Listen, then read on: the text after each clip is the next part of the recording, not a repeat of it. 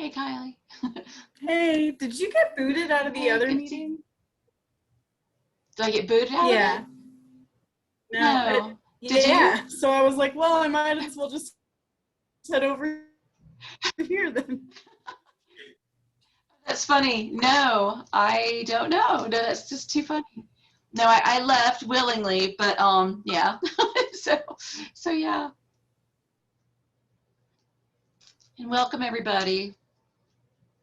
We're just gonna let everybody kind of trickle in for the next 7 minutes, and then we'll start right at noon, I think. So.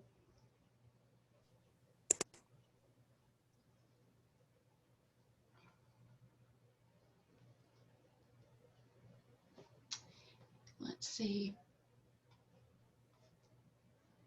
And I'm going to go ahead and I hope y'all can hear me okay. I keep getting a flash saying my internet is unstable. So if I start to slur like I've been on a binge or something, let me know. What I'm going to have y'all do for the students who are interested, and it's good, I'm seeing some familiar names, yay. If y'all will go into chat and introduce yourselves. Kylie, why don't I go ahead and have you start with chat, and then if everybody will just kind of put what campus they're looking at, if they're looking at clinical mental health or school counseling, you know, what do you hope to do with the degree if you go through the program, where you are, that kind of thing. If you want to, you don't have to get overly personal unless you just want to. We're all I love hearing more and more about you all. So anything you want to put in there and just kind of introduce yourself a little bit via chat, that would be great. So, and I'm just going to keep letting people in as they knock on the waiting room door. So, and also if y'all can hear me, if everybody wants to, this would also be easier, is if you want to rename yourself, which, well, we could have fun with that, but I usually just put Asheville enrollment for, you know, beside my name.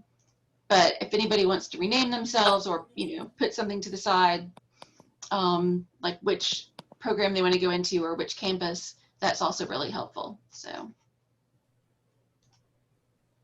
Hey, Daniel. I received your voicemail this morning. Not to call you out. Oh, you're good. You're good. Lucky you getting a voicemail. Well, no, I'm so sorry. I've been in back-to-back Zoom meetings all morning. So I haven't had the opportunity to give you a call back quite yet, but I know you had mentioned you would be a part of our session today. So yeah, no, that's no problem. It's not a rush. Yeah. Well, I know you mentioned having a question about the student health form. Do you want me to give you a call later about it, or? I mean, I can ask it here as well because other Okay. people might have the same question. So I know Sure. on the like health record form, it says this record is for following people, and it kind of gives a list, and then it says check all that apply from this list because you're exempt from it. And so I wasn't sure if like, oh, this is for me because I'm one of these, but I didn't think I was one of these. So maybe I'm not exempt, but I'm getting it anyway. I wasn't sure if like, oh, all of these classes qualify as evening classes after 5 p.m. I thought they said it was after 4 p.m., but maybe that's the thing we need to check that makes this particular program exempt from the health record. Yeah, so our counseling students are exempt from having to submit immunization records. So you wouldn't have to have those submitted to us because you'll be in classes after 5 o'clock, as well as some online classes too. So you don't have to worry about that. The TB test or the TB form, occasionally students, if you select yes to one of those questions, then you'll have to do the TB screening or whatever they do and submit those, but otherwise you're exempt from having to submit a TB test too. So gotcha. If you just sign the forms and you can send them directly to the student health office, or if you email them to me, I can send them for you, but the contact information is at the top of that form. So. Yeah, great. And then I believe like exempt from immunization record doesn't mean exempt from COVID-19 immunization record, correct? So I'm sure we'll probably get questions about that today, but the university did send out the announcement on Friday, which was, I'll just be honest, that was the first announcement that we got with it too as it went out. So I promise we have not been withholding that information, but it was sent out to everyone at that time. So just that, yes, the university has made the decision to require the COVID vaccine in order to, for our graduate students in order to come to campus. Now, I think, Jan, correct me, I think we were just in a discussion about this in our previous meeting as far as students that are going to be doing programs completely online. But in this case, you all are interested in counseling or have been accepted to the counseling program. So for you all, I would imagine that that is going to be a requirement. Jan, is that right? Right. So yeah, so the latest, and truly just, I think an hour ago, they all met in Hickory to talk about it. Yeah, so it sounds like for the fall and beyond, we are going to be requiring the vaccine, or you'll have the opportunity to fill out a form and request to be heard or seen by the committee. And so if you have a medical reason or religious reason, or I guess, or any reason really, for not getting the vaccine, then a committee will decide, you know, how to go from there. And so, you know, and that's something that we would also share with your academic advisor or with the program too, because it may speak to, in almost every program, I think, except for counseling, you know, you can always still do the online option. And then with counseling, as we just kind of go ahead term by term, you know, we're going to be in person for our classes more and more, but the different campuses will have a different number of classes that are available online. Not like in the fall, I know, I feel like all of the classes are going to be virtual or online in Columbia, but in Asheville, all of the classes are going to be all in person, except for a third class option, which is online entirely. So not to be really confusing, but yes. So, you know, we're kind of inching forward, you know, slowly with these policies, but we're trying to make as many classes be in person again as it was before COVID, you know, because that's where our strength lies, I think, is being in person. That's kind of one of the best benefits of the program, is having in-person classes and that personal touch. So then, yeah, I don't know how we're going to handle things like booster shots or things like that going forward with COVID, but for the fall, it's definitely a vaccine that you will upload, or you will fill out this form and then that can be reviewed. And what's not been decided on is masks. So if you've had the vaccine, you don't have to wear the mask. If you have not had the vaccine and you're approved in filling out your, you know, your form, I don't know yet if you'll have to wear a mask, but we will have them handy in case anyone needs them. And we will have hand sanitizers in every classroom. And I'll stand there personally and spray everybody down if that's what they want. So we want to be very, very safe, right? And so, yeah. Sorry, very long answer, but everyone's been asking, and it's we're going to send out an email to all of you, letting us, you know, once we know for sure about mask wearing, and where you go. So there's a spot online where you would upload these forms. Yeah, no, thank you for answering that, Jan. Yeah, sure. Sorry, it's also, you know, day by day, minute by minute still. So that, yeah, that's all brand new for us as well. So. Jan, I think there was a delay. Oh no, really? In the Zoom connection, but and Daniel, I think I caught what you were saying, but the immunization health form is different from the COVID Yes.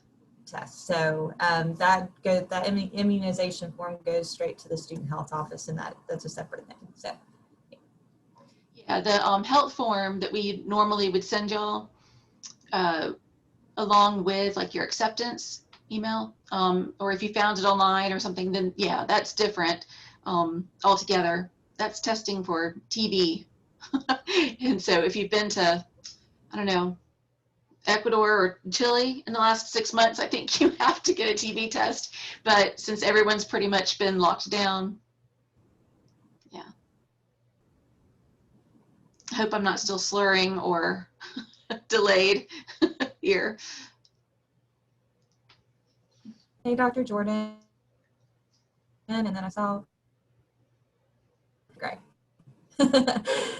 So I guess since it's 12:03, we will go ahead and get started, and I'm sure that more people will be popping into our session as we go along.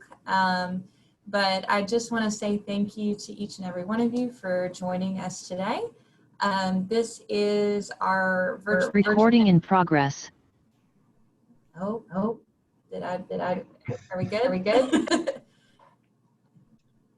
I think there's hold on. I think there was an echo. Am I echoing now? Nope. Okay. Gotta love Zoom, y'all. You would think at this point we'd have it under control, but never fails that something can pop up. But anyway, so as I was saying, just I want to thank you for coming to our information session today. This is an information session for our Master of Arts in Clinical and School Counseling program here at Lenoir-Rhyne University. So looking at everybody that we have in this group so far, some of you might be at the beginning stages of learning more about the program and the process for applying to our grad school here. And then some of you have already been accepted to our program. So I welcome each of you, and we have a really good session for you today.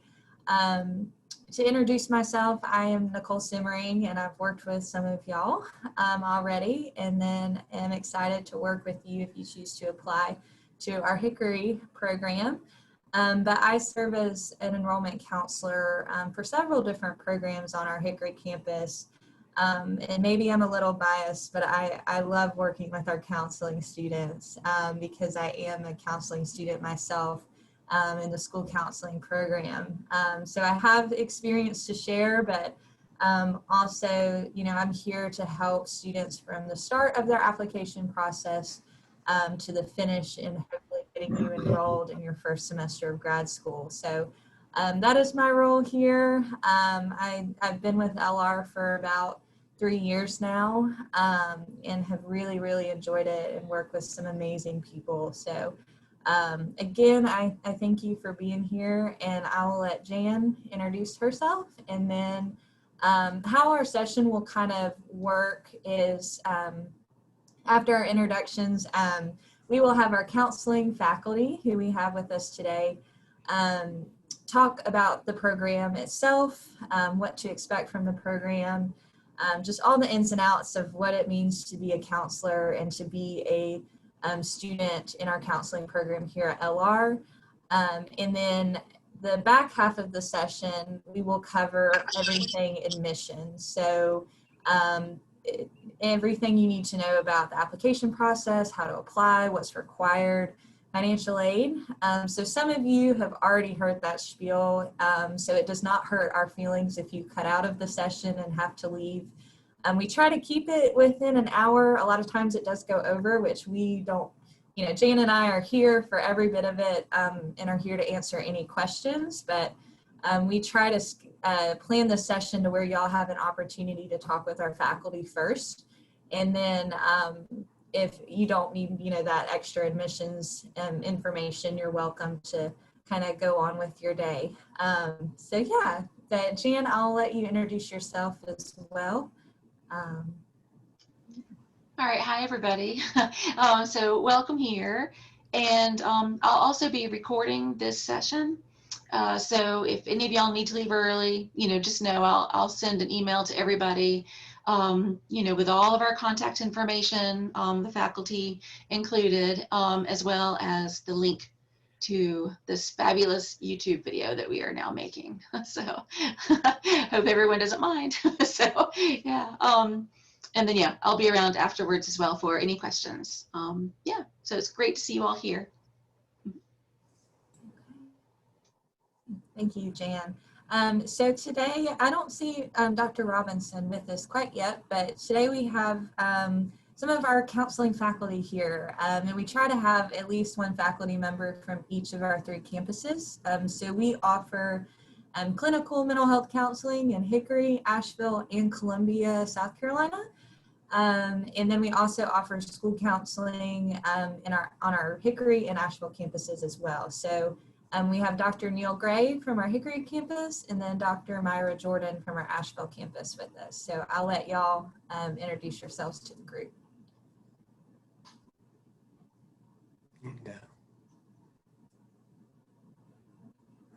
I'm Neal Gre. So this is my 14th year here. We have seen tremendous growth. When I first came here in the 2008, 2009, there was just 1 faculty member, and now I think we're maybe at 10. So Hickory, of course, has been a program. I hear different stories, but I think conservatively it's the into the 70s. And then Asheville started, I guess, 14, 15, and it's just boomed. And then 2012. That was 2012. And then Columbia, I apologize, started 14, 15. And so we've got 3 campuses. So we're just excited to meet with y'all today and answer any questions. And Nichole and Jan, we're just so fortunate to have them and the support they give. So just really stay connected with them. So that's all I had. Just good to meet you all. Yeah, I echo what Dr. Gre just shared, that we're really excited to see you all and have you join us, and about the opportunity to share with you a little bit about our program. I am Dr. Myra Jordan. Students tend to call me Dr. J. And I am one of the currently 2 full-time faculty members on the Asheville campus in the counseling program, but we're bringing in 2 new full-time faculty starting this fall, which is very exciting for us because of the growth that Dr. Gre talked about. The Asheville campus started in the fall of 2012 with 18 students, and now we're well over 100, which is really exciting. I joined the program in 2014 as a full-time faculty member and have really enjoyed the opportunity to help shape the culture of the program in Asheville, while also having the support of our extended faculty in Hickory and Columbia. So we are a unified program across all 3 campuses. The faculty meet regularly. We all work together and collaborate, though the student experience is generally fairly campus-based. COVID changed that a little bit, where students had access to virtual classes across all 3 campuses in this sort of woo kind of way. And so we're finding a little bit of some growing pains and kind of bringing folks back to campuses. And because of what we all learned about virtual learning and teaching, I think there will always remain some virtual classes that will help us that have developed because of COVID and because of being virtual. Yeah, so welcome. We're excited to have you and answer questions that you have. I can talk about our program forever and would if what we talk about, and you can feel free to use the chat box with any specific questions that come up or that would be helpful for y'all. Jan or Nichole, is there anywhere that you specifically would like us to start?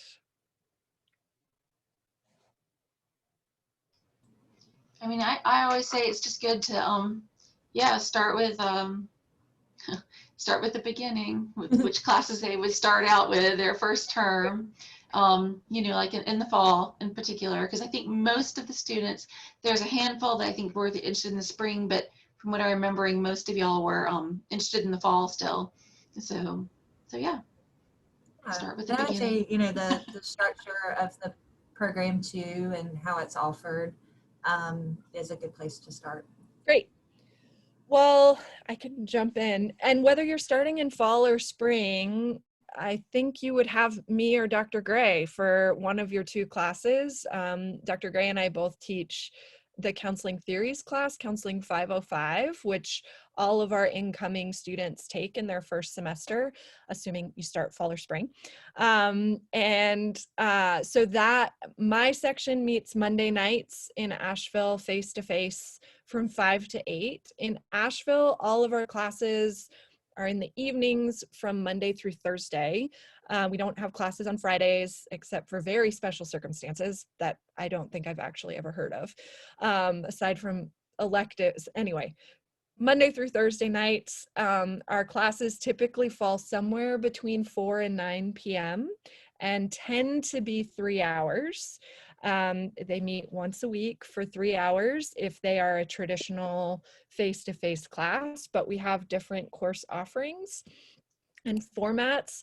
So we have that sort of typical 3 hours once a week face-to-face. Then we have what we call hybrid, where you come to class for 3 hours once every other week. So the ethics class that y'all will be taking this fall and spring too as your second class, in Asheville, it's meeting every Thursday or every other Thursday from 5 to 8. And then in the off weeks, when you don't meet face-to-face, you have an online module that you complete asynchronously. So on your own time, but with deadlines within that week that you're not coming to class.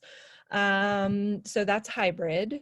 Then we also have what I think we call double classes, which is classes that meet only face-to-face, no online component, but they meet every other week for 5 hours. So it's like a workshop, basically.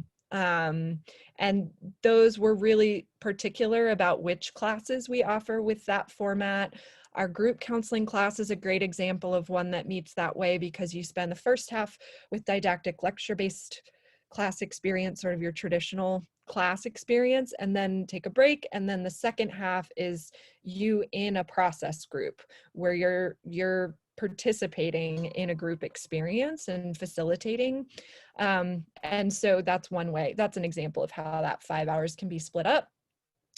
We also have fully online asynchronous classes, which if you are interested in a third class in fall or spring, it would be a fully asynchronous online class, which means no required class meetings. Online modules are the crux of what you're doing on your own time over the course of the semester.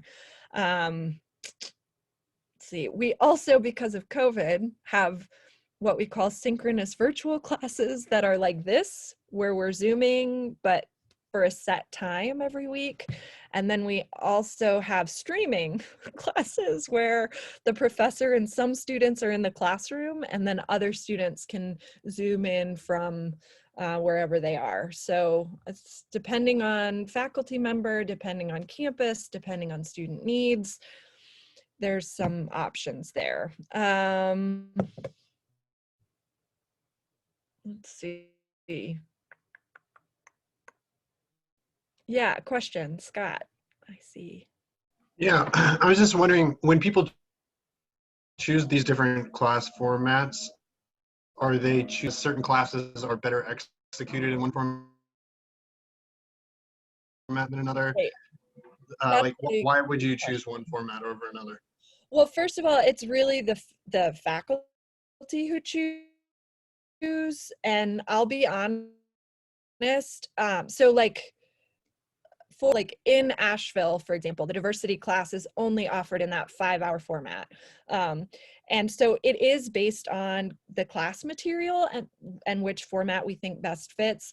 I'll be honest, it also is based on space and classroom availability, and like the alternating classes work really well where we only need one classroom for 2 classes, which is great and convenient. We also know that the majority of our students are working adults who have 9 to 5s, and it's a lot easier to make a course load of 3 classes work when you're only having to come to campus 1 to 2 nights per week, and that the rest can be done on your own time.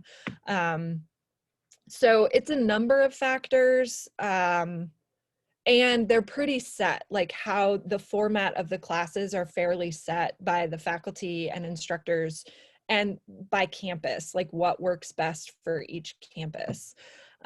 Students can take classes on any of the 3 campuses.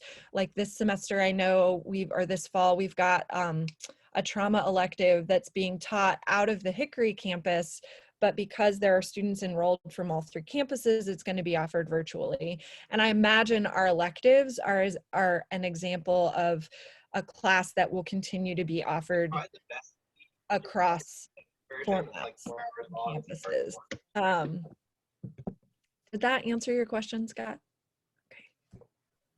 Yeah, that was very helpful. And so you were saying that last bit there that no matter what campus you're enrolled at, there'll be certain classes that'll be available to you, maybe because their electives are only offered at one campus, or because there's some specialty that like maybe only a professor at one campus works on. Yeah, that can happen. It all depends. And honestly, that's one of the things, sorry, Kylie's laughing at me because that's my go-to answer of it depends.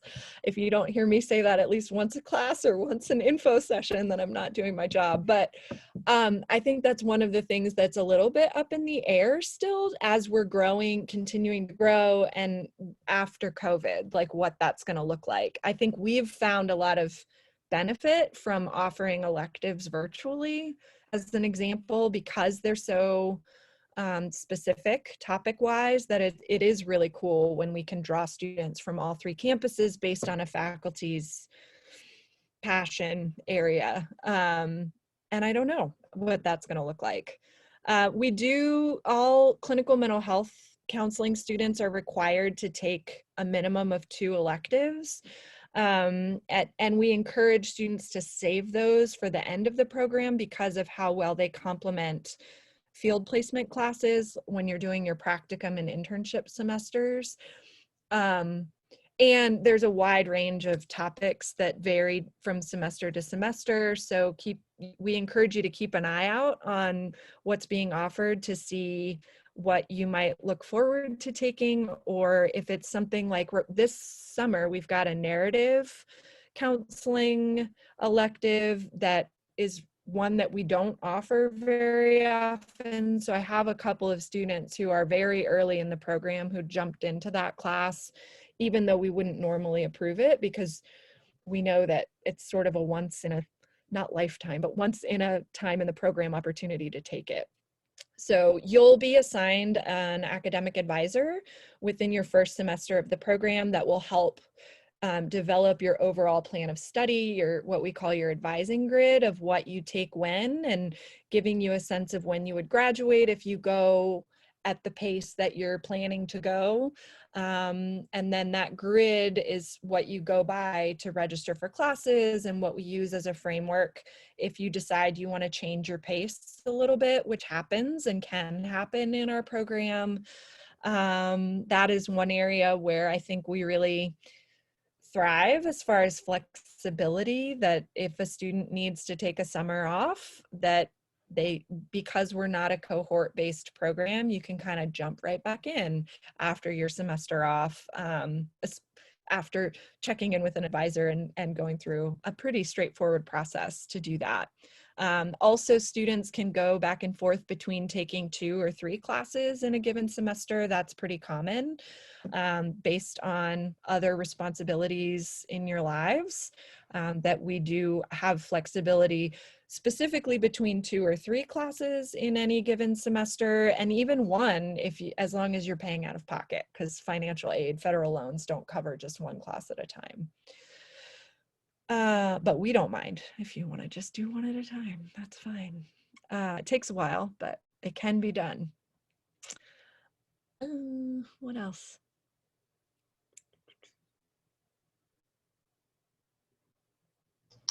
Why don't you talk a little bit about practicum and internships and things towards the end of the program? Yeah. Yeah, so we, there is a requirement that all students complete 3 semesters of field placement at a minimum. The first of those 3 is what we call a practicum, which is like a mini internship, where students apply for a site, a practicum site, and wind up spending anywhere from 10 to 12 hours per week at that site, shadowing, sitting in on treatment team meetings, developing their own small caseload of clients, and meeting with clients under supervision at the site and also at the university. And yep, so that's practicum, 1 semester, and then 2 semesters of internship, which is more of a traditional internship experience that you, I think, stereotypically think about, where you're spending 20 to 25 hours per week at a site, doing what counselors do at that site, and developing a larger caseload of probably 10 to 15 clients that you'd see during your time at your internship. Many students spend all 3 semesters at the same site. In some ways, that's a benefit, that you get that continuity of experience and really get to immerse yourself in the culture of a site and with potentially the same clients over that 3 semester period, which is pretty amazing as a learning experience. But other students choose to mix it up a bit and perhaps do practicum at one site and then switch to a different site to expand their exposure and experience across sites and populations and presenting concerns. And I'd say most people don't tend to do more than 2 sites, because switching each semester would be an awful lot. But it does give you the opportunity to develop those skills, get feedback, get exposure to different styles of supervision in your internship and practicum semesters. Yeah, and it's through networking that happens in practicum and internships that many of our students get employment after they graduate, which is pretty important and exciting that tends to happen. Yeah, that's often a question of like, do people get jobs after graduating your program? People tend to get jobs. I keep waiting for the saturation point of mental health professionals in Asheville to happen. It's not happening anytime soon. Every day I see referral cross posts on all of the various groups I'm a part of like, I'm full, anybody taking clients? So that gives me hope that with the increase in numbers of our students, there's also an increase in need in the area, at least in Asheville. The 3 campuses, same curriculum, same course offerings, aside from the occasional electives that are faculty specific. The 3 campuses have very different cultures, I would say, and that's something that we really value and appreciate, that we can really meet the needs of a wider range of students by having the 3 different campuses. Neal, do you want to talk any more about that part? Well, no, just to what you said before, it's been really interesting. I guess, I don't know, even earlier in the year, a lot of agencies I've talked to in this area and the Asheville area, they're having a hard time finding therapists right now. So there's a real need. And we hope that's how society looks at therapy and how important it needs to be. That's our hope. But whatever it is, there's jobs right now. So just for you, Asheville, and they're moving over this way too. And for you, Dr. Jordan, South Mountain, they do foster care and child advocacy. I've talked to them, so there might be some relationships there. Somebody just texted about Hickory. I can talk to you about that too. But I guess my recommendation, whether you choose to go into our program or you do another master's program, when you start, I would start in the community you want to be in, start looking around. and making contacts, seeing what's online. So I don't think it's ever too early to start to think about that. So that's all I had, just that it's very interesting to me. Our program's as big as it's ever been, and I've got individuals contacting me saying we need to hire people. So I am hoping this will be your future as you graduate and become school counselors and mental health counselors. So that's all I had though, so, Myra. Yeah, I saw the questions. Internships, unfortunately, don't tend to be paid. Unfortunately, there are some exceptions to that. We have a couple in Asheville that have a stipend type situation. And the way that many of our students make it work to get a paid internship is to get hired at an agency that is willing to host their internship as part of their job. And so that then we can work it out. We, on all 3 campuses, internships, and we help facilitate the process of getting you connected with potential practicum and internship sites. We are ever expanding that list, as Dr. Gre for to hire our alums and also to serve as practicum and internship sites for our current students. Yeah, I strongly, if you know, a lot of our students need to work and need to make money in, go figure, to live while going to school, and getting hired in a mental health agency that is a great fit for a potential internship is a really nice way to make that work for a lot of our students. But it is, I will say, the piece about making money while in an internship is a bit of a dance that we do our best to help support students in finding ways to make it work for each of you. But it's tricky. Let's see. I can't speak to the Hickory area as specifically. I know it's a wide range of sites in Hickory area. Asheville, we've got folks usually placed all over. The VA, UNCA's Counseling Center is a popular site. Some community agencies like RHA and Meridian and Access Family Services, Family Preservation. There's tons of residential treatment facilities in Western North Carolina that are frequent sites. There are a handful, not even a handful, a couple of private practices that have enough clients where those have worked as good sites, but private practices generally aren't as good for students just because it's harder to get clients. But we're always open to adding to our list. Elective list, we don't really have published because it tends to rotate based on student interest and faculty availability, but some examples, we have our trauma elective is offered very regularly, at least once per year per campus. And lately it's been more like every semester because it's such a popular elective and one that we think is really important too, and perhaps shouldn't just be an elective, but I digress. Also, a class on child and adolescent counseling is offered really regularly. Spirituality counseling, sexuality counseling. Let's see, some theory specific electives like the narrative therapy elective that's happening right now. Expressive arts is a really popular one. Play therapy we've had, sand tray therapy we've had, mindfulness. Yeah.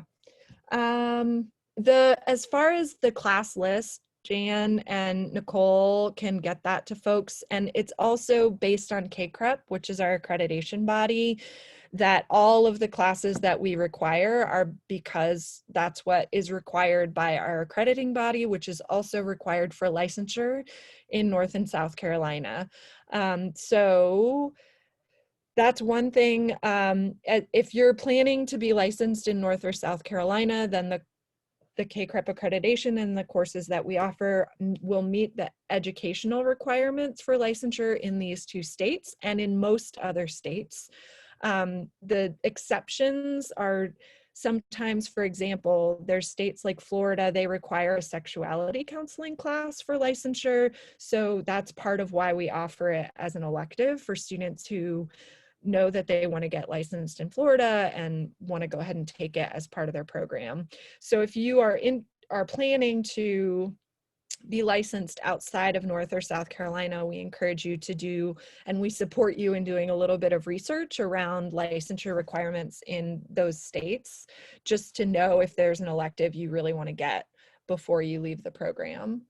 Jan, will you talk about partner programs later? Okay, cool. And Dr. Gre mentioned a bunch. I'm seeing a question about the difference between the MSW and the Masters in Counseling, which is always a good one. It's a great question. So it's really different fields, different but connected fields of social work and counseling. And so the way I like to talk about it is that someone with their LCSW and someone with their LCMHC, like after graduating and getting fully licensed, could have a day that looks exactly the same, where they're both doing one-on-one counseling, they're both doing group counseling, both could be in private practice with a day that looks very, very similar.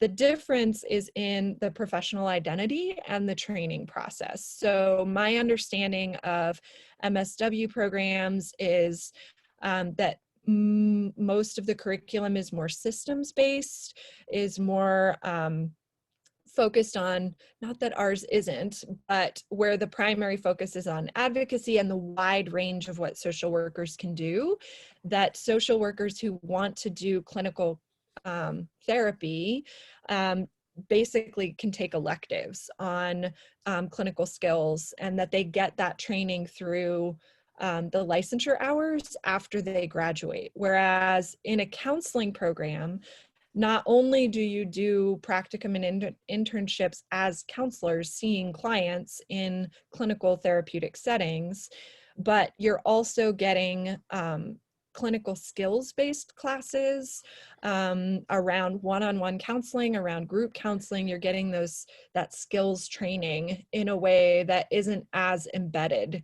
in MSW programs. So if that's what you envision yourself doing, you could take either route to get there, but if you want that additional training on the skills, that's something that's pretty unique to our counseling programs when compared to MSW or even psychology programs. I have a question. Are y'all preferring that we put our questions in the text box rather than Either way. Either way, okay. Hello. Hi. I'm Katie. Nice to see y'all. I'll stick on that topic for now. Do y'all have electives that kind of teeter into the social work realm that have to do with systems? I think that a big part of counseling work in general is understanding and unpacking like the systems and like also like these systems of oppression that end up resulting in trauma. So I am curious of what y'all have to offer as far as understanding like child protective services or the incarceration system, racism, stuff like that. Yes, great question. And as I was saying, like that's the focus within MSW programs. That's the piece that I was saying. It's not that you won't get that in our program. Not only has field just an embedded part of our field and our work and what we do.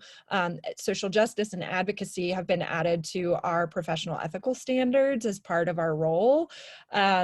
So not only that, but you also have a faculty at LR who are really committed to anti-racism work and to social justice work as a faculty and in our teaching, where we've really been intentional lately and focused on decolonizing our syllabi and adding to our own understandings of racism and white supremacy and how that creeps in to the work that we do as educators and to how we can train effective practitioners to have awareness of these, I can't think of a better word, and I'm hegemonic principles in the world. Sorry, I hate that word, but it fits. So you will get that very directly in classes like our diversity class, and we've worked hard and continue to work to embed those conversations, that awareness across the curriculum within our program because of the need, as you were describing. Absolutely. Yeah, I saw a couple other questions. We're not. Mark, I'm sorry. I was Good. just going to say, Dr. Robinson is here Yeah. from Columbia too. So I wanted her to, yeah, she can only stay for a little while. So I wanted her to introduce herself and chime in. So sorry to interrupt. Hi, thanks, Jan. Sorry, Myra. I just wanted to introduce myself. I'm driving, but I just wanted to pop in. I'm Dr. Robinson, and so I'm the program coordinator on the Columbia campus. And I know Jan will typically give you guys email addresses and things like that. So if there's anything I can do, any questions that I can answer, please feel free to shoot me an email. Dr. Jordan is doing a great job, as always, regarding explaining the program. So please, if there's anything that I can do, feel free to shoot me an email.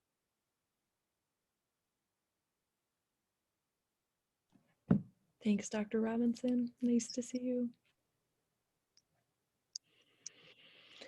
Saw that cohort question that Jan answered.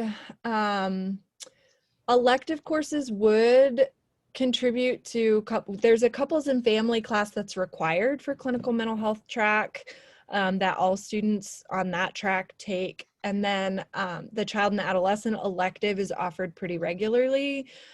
We also, though we don't have certain certifications or specified tracks beyond clinical or school, we really encourage our students who have a sense of population of interest or presenting concern of interest to really tailor your projects in all of your classes toward the things that interest you, toward your potential niche area of counseling, if you have one, or towards the ones that you think you might be interested in to help you figure out if that's the direction you want to go. So there's a lot. We are a generalist program, meaning that you will get exposure to as wide of a range as we can offer you of what counselors do in our field. And within that wide range, we hope that y'all will hone in on the area that feels like the best fit for you, with support from us around resources and additional trainings and research to help support the work that you want to do. Yeah. The program does set students up to pursue a PhD in counseling and counselor education if that's the route that you want to take, though I do like to let folks know that a master's in counseling is really a terminal degree, meaning it's really all you need to do counseling. That plus a license is what you need to be a counselor and do counseling. The PhD is really for folks who want to get additional training to be faculty, is really what it's for. Although I also know of folks who go on to get their PhD to increase their research experience and opportunities, though you can do research with a master's in counseling, or to get additional training in supervision. But again, you can be a clinical supervisor with just your master's after you've been licensed and gotten some additional training that route. So a PhD is necessary if you want to be a full-time faculty member, but not if you just want to, I hate saying it that way, but not if you want to be a counselor, seeing clients, being licensed. The licensure test depends on the state. In North Carolina, it's the NCE or the the other one that has lots of letters, the Clinical Mental Health Licensure Test. And in North Carolina, you can take either one. They're both multiple choice. One is like your traditional SAT, GRE type, but all about counseling, multiple choice question test. The other is more of a case-based test where you're given cases and potential scenarios, and then you answer multiple choice questions about those. It's more diagnostic focused, I think. I haven't taken that one, but that's the word on the street from our students who've taken it. As a CACREP accredited program, one of the perks is that our students can take the licensure exam while they're still in our program. Before you graduate, you can take it, which means it just speeds up the licensure process a little bit. Students graduating from non-CACREP accredited programs have to wait until after they graduate. Our pass rate is pretty solid on the NCE. That's an understatement. Our pass rate is really high.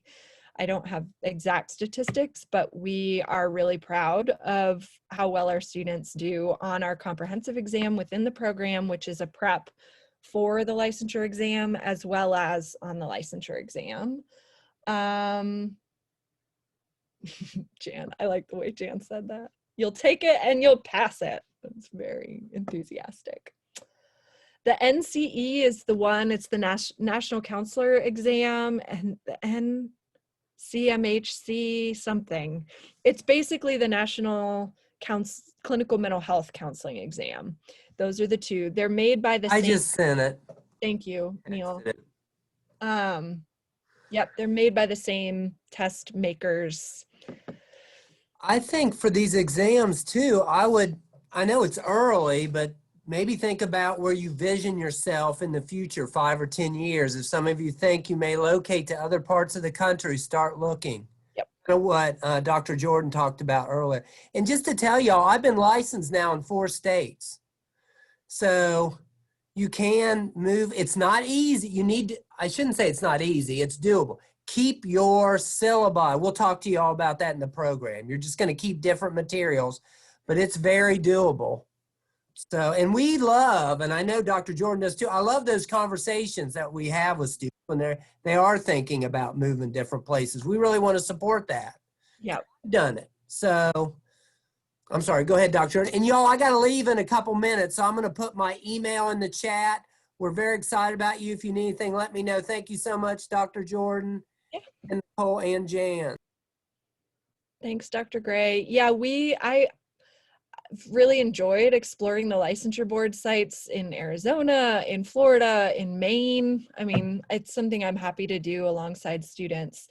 The clinical hours, that's a great question. So for licensure, one of the state-by-state requirements is about how many hours of supervised clinical practice you need in order to become fully licensed.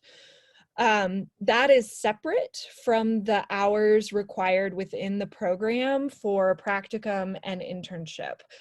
That's typical of CACREP accredited programs where you've got practicum and internship hours that you need to finish to graduate in order to then be eligible to accrue your hours for licensure in any state. In North Carolina, the licensure requirements are 3,000 hours. That's also pretty typical, but there is a little bit of a range depending on state. So once you graduate from our program is when you apply for licensure. In North Carolina, you graduate, pass the licensure exam, either of those two that Dr. Gre wrote out, and then you apply for licensure as an LCMHCA, which used to be an LPCA, and you're licensed under that provisional license until you get those 3,000 hours. So you can work as an LPCA or LCMHCA. You can be hired and paid and be a counselor as an LCMHCA, just under supervision until you get the 3,000 hours. And then that's when you can hang your shingle and do your thing. And I mean, you can do that with the A attached to. You just have to pay a supervisor a little bit on the way, which some people keep doing even after they're licensed because it's great collegiality and feedback and connection. And private practice can be a lonely world, especially in COVID times.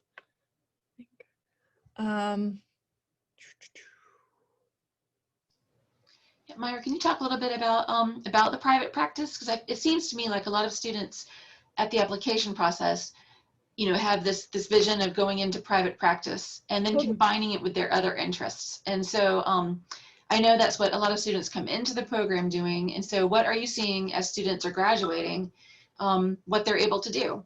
Yeah. It's a really great question. It's one of the most flexible things you can do with a counseling degree is to hang that shingle and do this work. I think especially with telehealth, there's even more flexibility with it.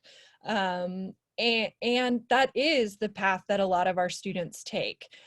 And we really strongly encourage students, especially after graduating, to get hired in clinical mental health agencies in order to, for a lot of reasons. One is collegiality, is having a support network that you're used to having in school for those first few years, at least after you graduate. Another is because it can be hard to develop a caseload in private practice. And if you're working in an agency setting, the clients are more built in. And often one of the perks of working in an agency setting is built-in supervision that you don't have to pay for. So it just gives you some additional support after graduating and until moving into private practice. So we encourage that, though I have been really surprised with how many of our alums have been able to successfully develop a private practice very quickly after graduating. So it's not impossible. It just, we've seen some additional collegiality, networking, support come out of the agency work on the way to private practice. Some folks, even the program coordinator in Asheville, her husband's an LCMHC who is currently moving toward private practice, working at an agency a couple days a week and slowly developing his caseload.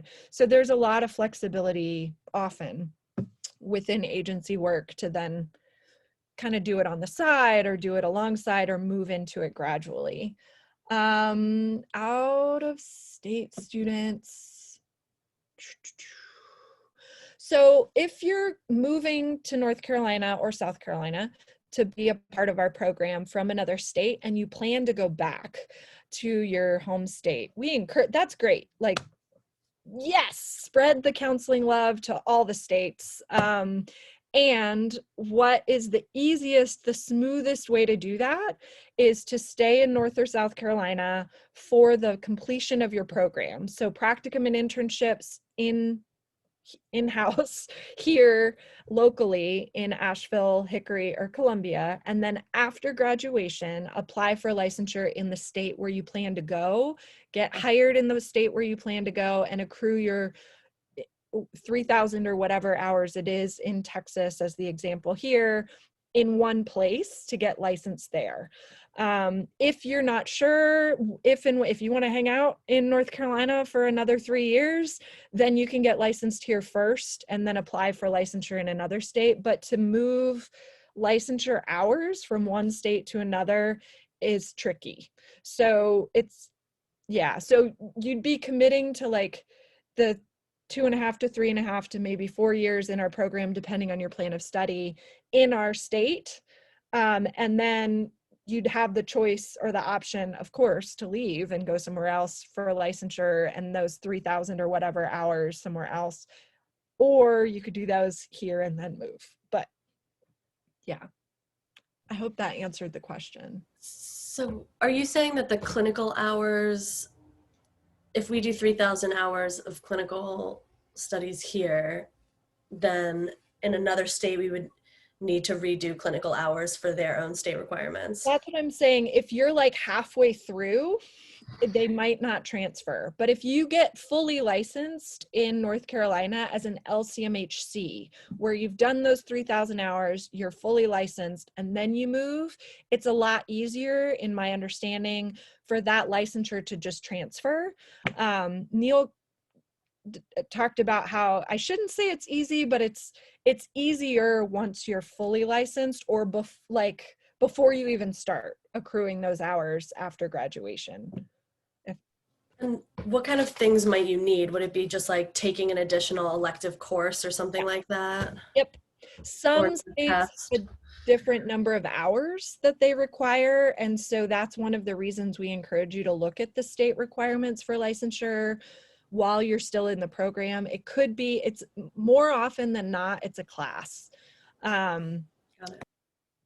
We often get students needing a class to get North Carolina licensure from other states. We have a whole way of applying to our program just for that, if students need that, or folks who were previously licensed in another state.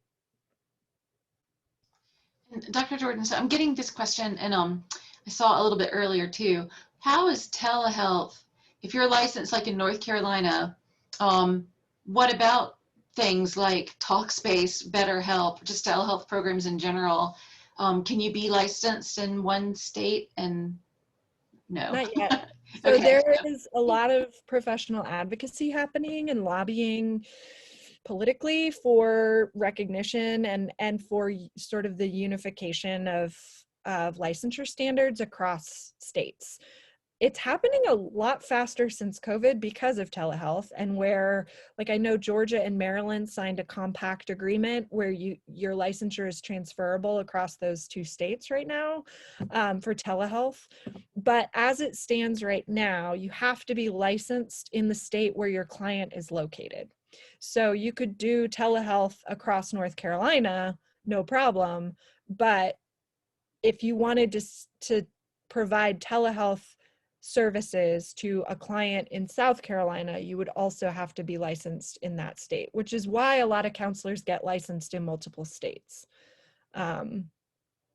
So to have a question that sort of tags on to that, if you ended up moving and you had North Carolina licensure, and rather than getting licensure in that new state, you just did telehealth in North Carolina, is that like feasible, or do you have to physically be based in the state that you're practicing in?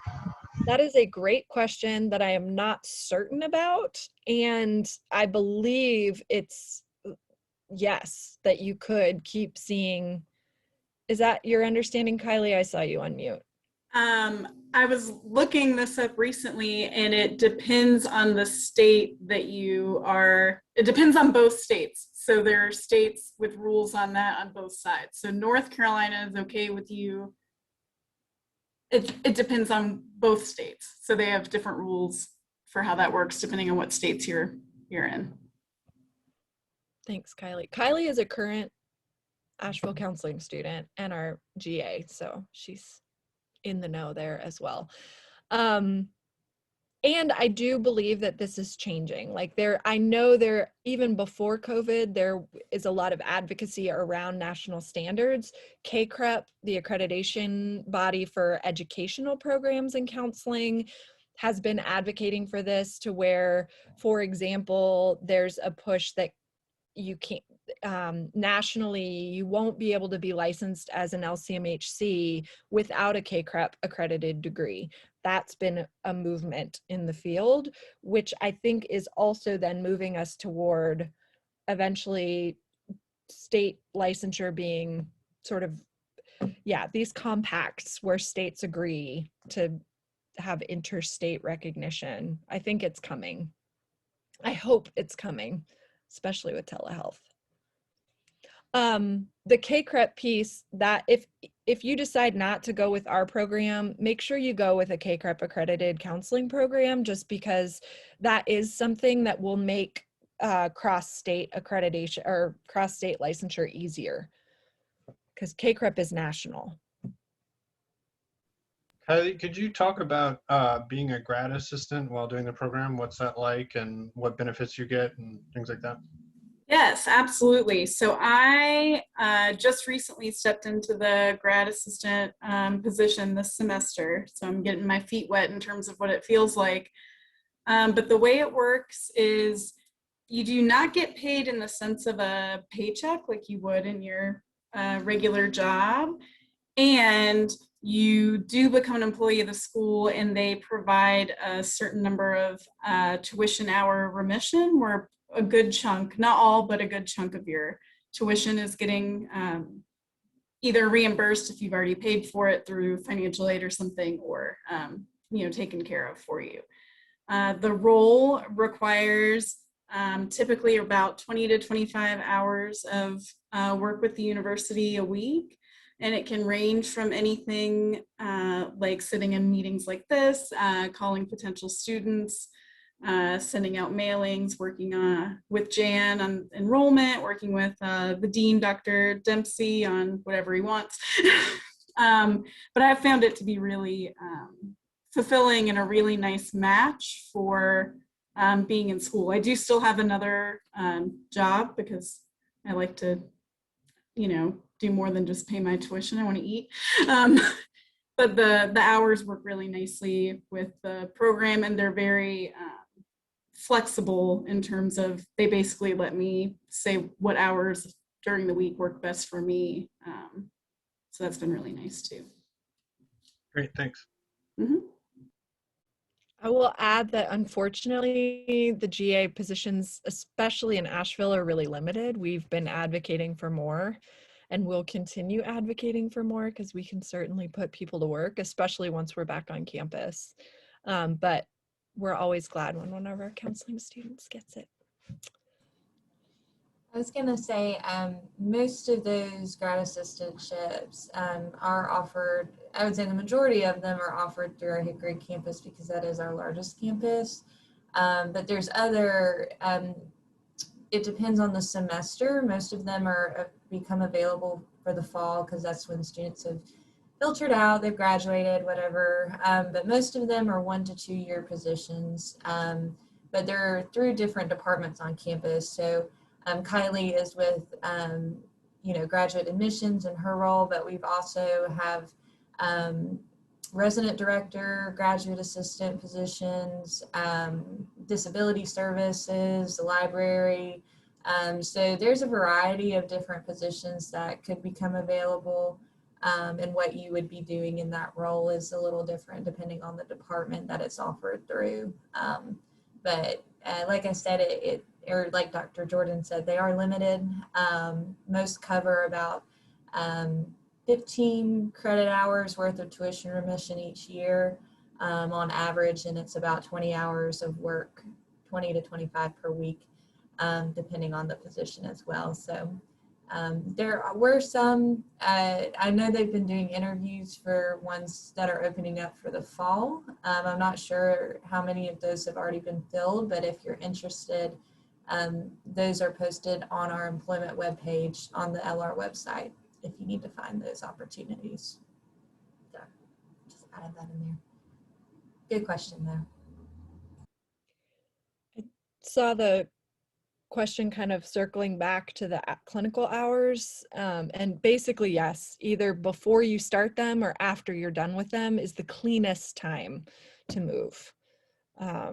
So either right after graduation or after you're fully licensed. Transferring hours is just tricky, is my understanding. I have a question about the internship hours. Yeah.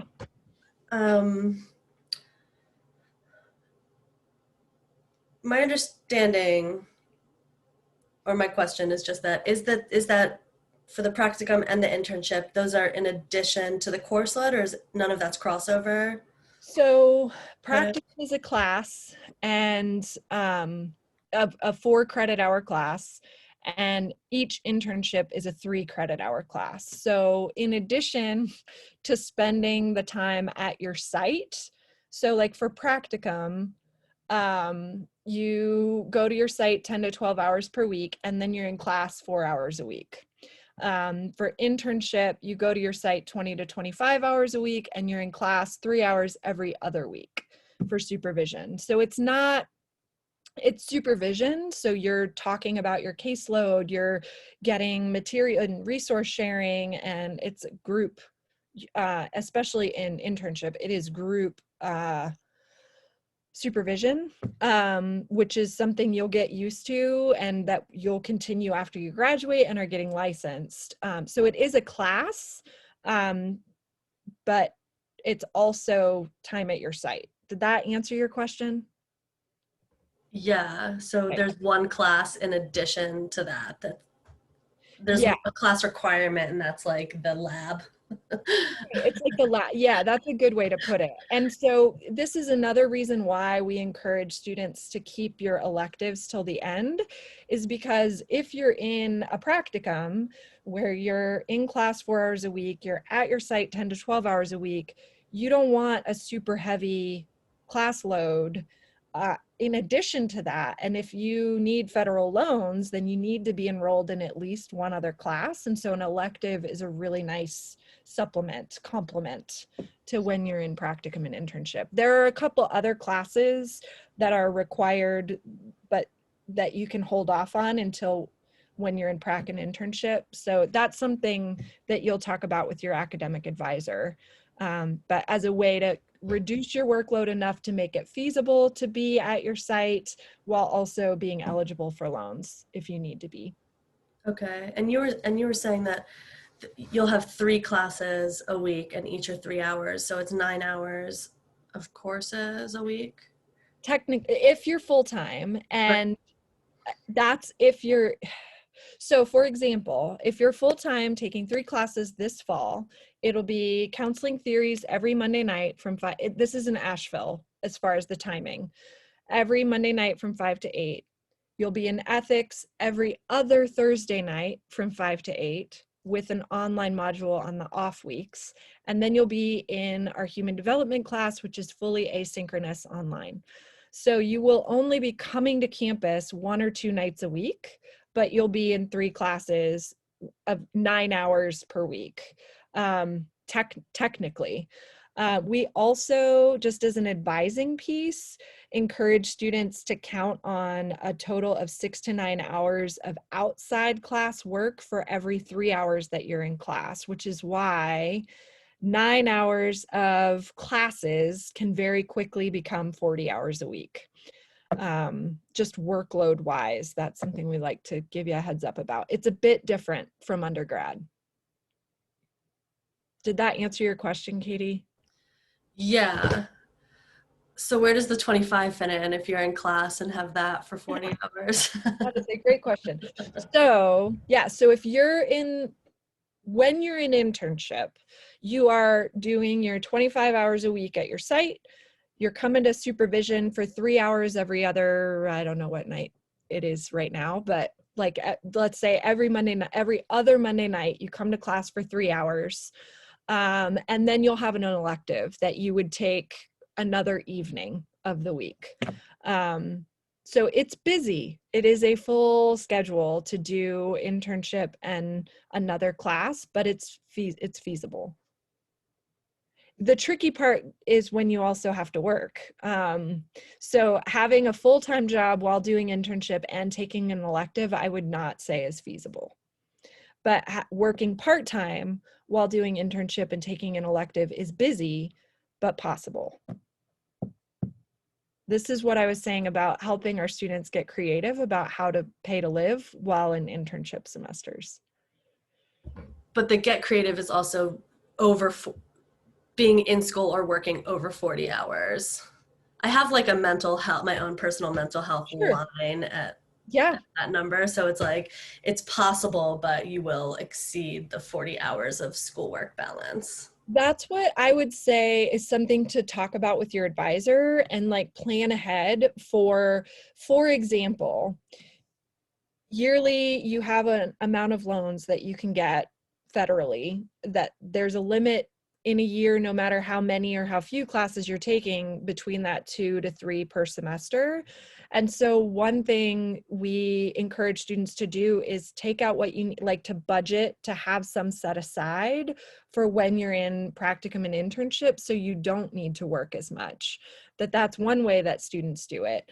Another is what I was saying about if you're hired by an agency that can also be your internship site, then it's the 40 hours is your work week including your internship as part of it. So yeah. Yes, thank you. It's a real question of like, is there enough time in the week to do all of the things and be well? It's, yeah, we want to support that. If a student takes three, okay, this is a great question. So students typically take 3 classes, a full-time load, or about as fast as we would recommend folks do our program, is 3 classes in fall and spring and 2 every summer. And if you do it that way, you can be done in 8 semesters, including summers, which is about 2.5 years.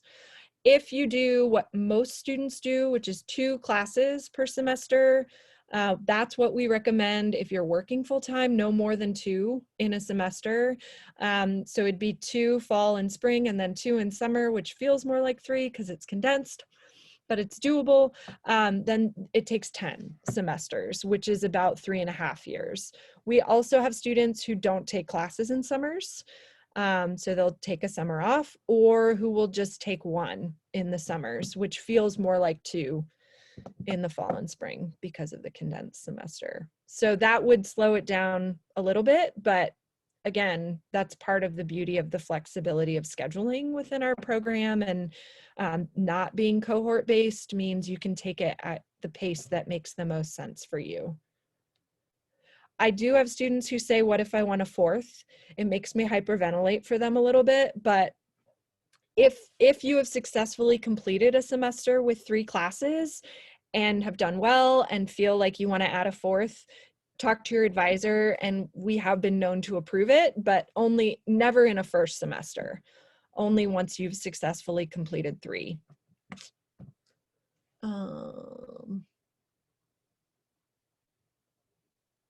Jan and Nicole are nailing it over here.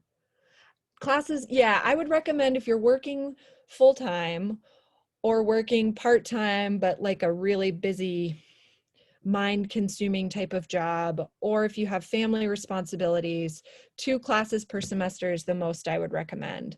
If you are a full-time student or working very part-time, then I think 3 in fall and spring is reasonable.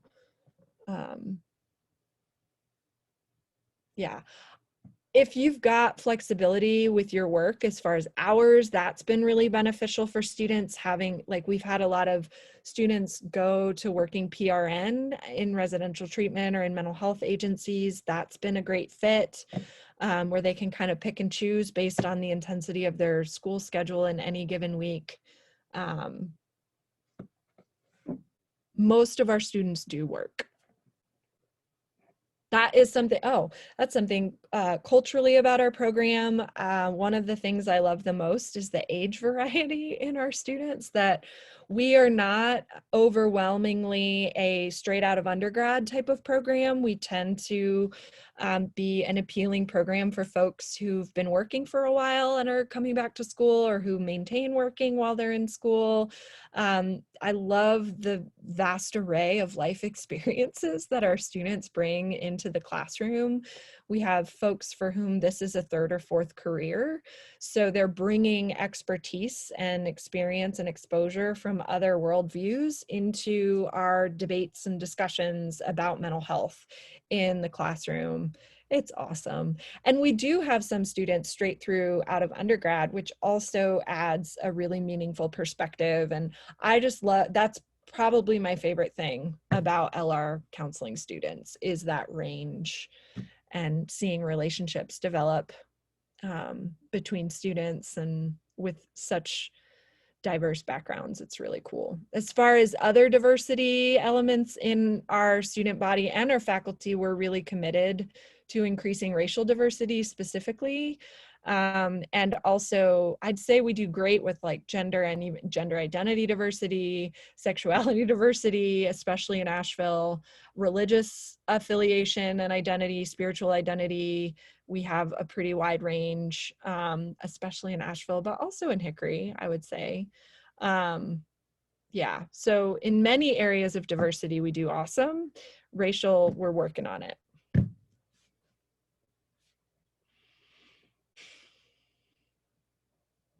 That's a common question. We are not cohort-based. I've said that a couple times, and as the product of only cohort-based programs, I was really worried that that would mean that our students wouldn't feel connected to each other, or that it would just be the type of program where people show up to class and then don't connect and do their own thing. And that has not been my experience. If anything, I feel like it gives students the opportunity to connect with more peers, because you're not just in class with the same 10 people every semester. That because of the different paces that students take, you'll have a few students at least who are sort of on the same trajectory with you, but then you'll get to meet other students along the way who've started at different points, which is really cool to get to see.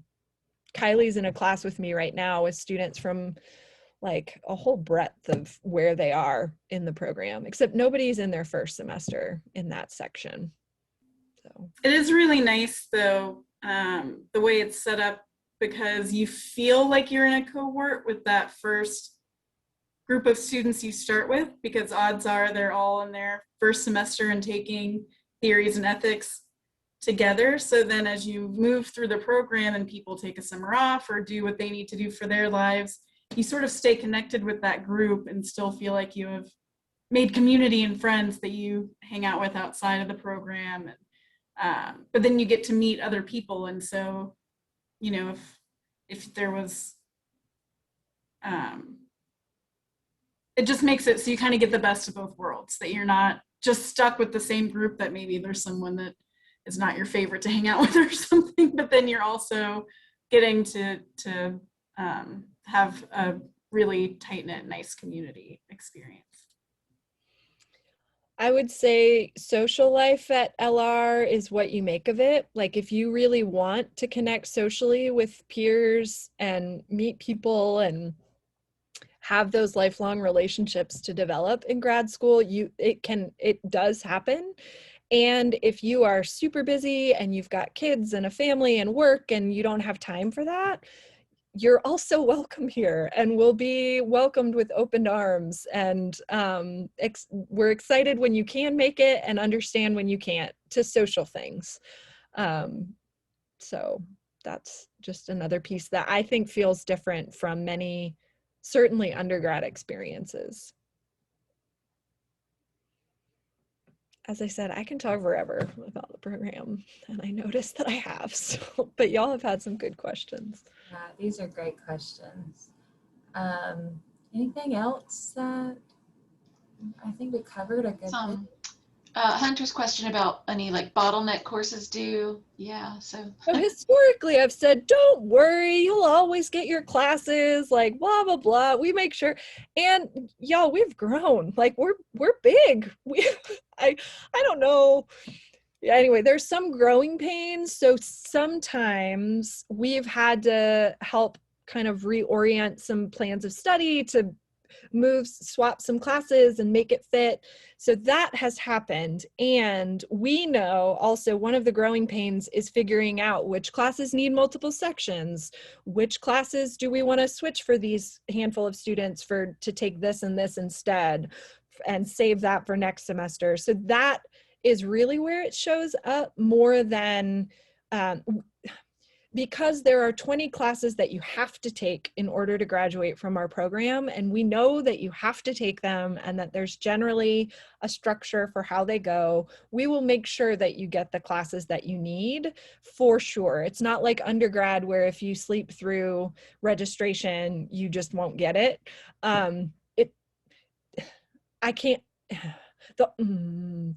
We do want you to register as soon as possible so we know if we need to add sections or when we need to add sections. That's just part of our growing pains. And our students get the classes that they need in order to graduate in the timeline that we've set out with them. So yes. So, yeah, the add-on. Oh, Hunter, go ahead. I was just sorry, my voice is really bad right now. I keep coughing. So there wouldn't be a semester where if I were planning on taking 3 courses, I would only be limited to 1 due to not having the prereqs or anything to move on. No. Okay. So we have, our classes are tiered, where there's tier 1, tier 2, and tier 3. You don't need to know this necessarily, but maybe it will help feel better, that there are like our candidacy courses that you have to take before you can take tier 2 classes, which you have to finish tier 1 and tier 2 before you can take field placement classes. So there is that structure, but then there's also 5 to 10 classes that you can take at any point in the first 2 tiers. So we just kind of put those in where you need them, which is how you can easily get 3 and still go in the order. And this all gets mapped out for each of you individually with your academic advisor within the first couple weeks of you being in the program. We're a little behind with that this summer, which is why I hesitated. But normally, and for fall, it will be within the first 6 weeks of you being in the program. We do the double major piece. That's a great question, and it's something pretty unique about our program. It's what we call the add-on track, where you have your primary either clinical or school track, but then you complete the educational requirements for licensure in the additional track. So it's not a dual degree. You only get 1 degree in your primary track, but you take a handful of extra classes in order to then be eligible to get licensed as both. So you can get licensed as both a clinical mental health counselor and a school counselor. It is a net total addition of 2 classes, putting you at 67 credit hours instead of 61, 67 or 68 instead of 61. But that's because if you're clinical, the electives get taken up with school counseling classes, that's how that works out. So if you want both licensures, it's a great option. If you're not sure, and your clinical primary, I advise folks to take the Intro to School Counseling class, which is offered every summer in Asheville, as an elective, if nothing else, because then you get exposed, you get clear about what school counselors do, and it can count for an elective, even if you wind up not doing the add-on all the way. Yes, Kylie can talk way more about it. And it adds, again, like it's 4 classes, but 2 of them are elective, count as elective. So intro to school, if you add them to clinical, it's intro to school, advanced school, school counseling with special education, and then an internship. So you get an additional semester of internship. Is it correct that you don't necessarily have to have a degree in school counseling to get a job as a school counselor? Oh, great question. Yes, it is correct that I think you only need a certain number of credit hours before you can be provisionally hired or hired as a provisional, under a provisional license as a school counselor.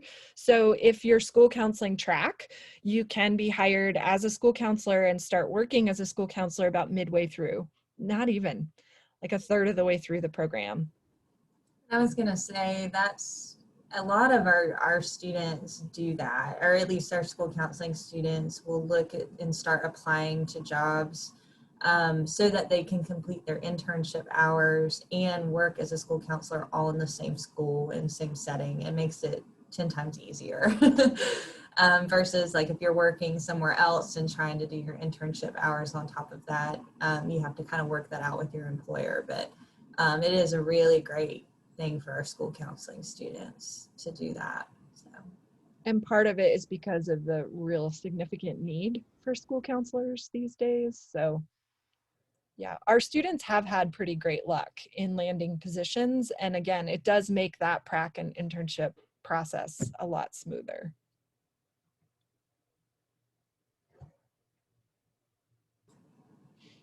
I think we covered a lot.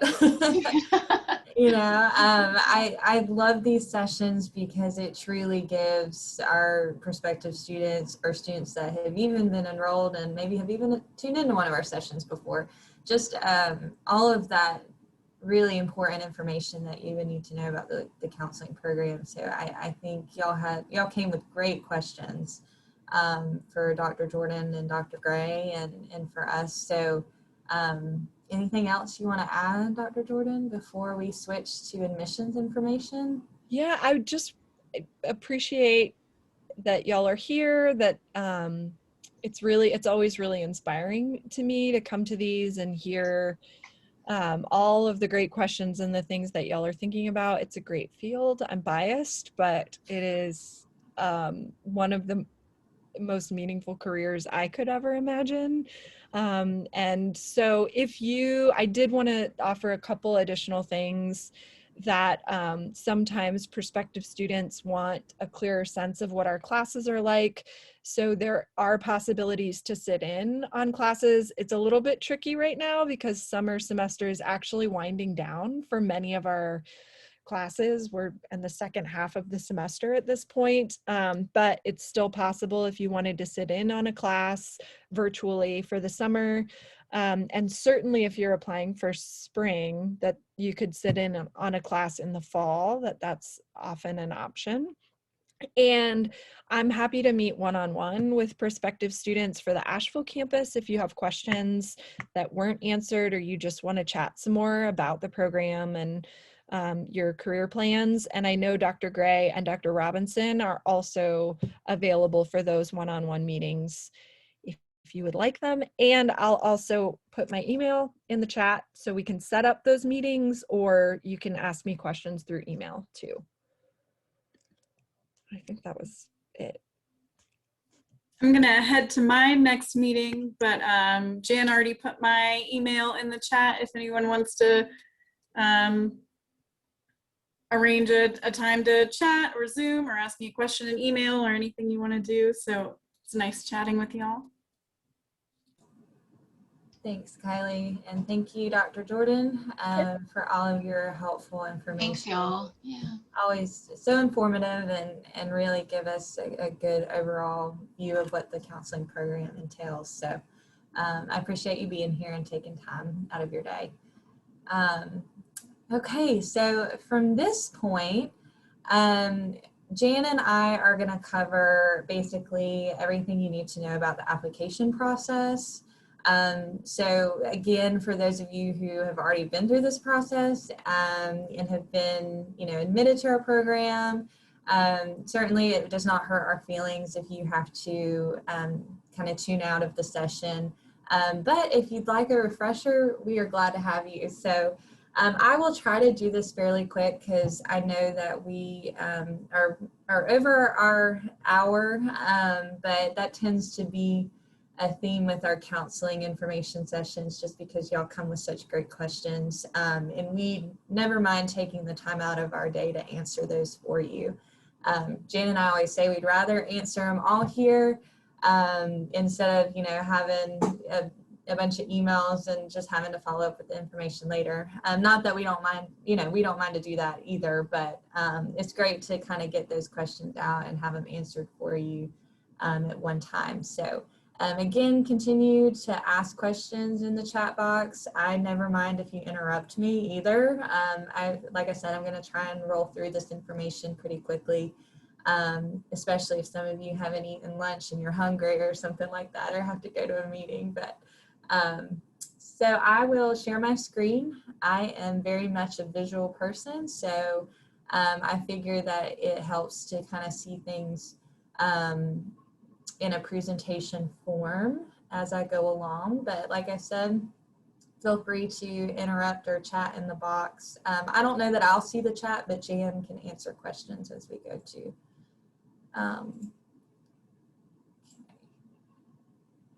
Alrighty, so Jan, I don't see you anymore, but can you let me know if do y'all see the screen? Thumbs up, yes? Okay, cool. So like I said, I am not gonna, go through all of this information in detail, but this just tells you a little bit about Lenoir-Rhyne University and our mission and vision here as an institution. I don't mind to email this PowerPoint to you all and to everybody that attended the session as well. That way you can kind of look back through it if you're curious and want to read more. But again, this is kind of our goal as a liberal arts university and what we stand for.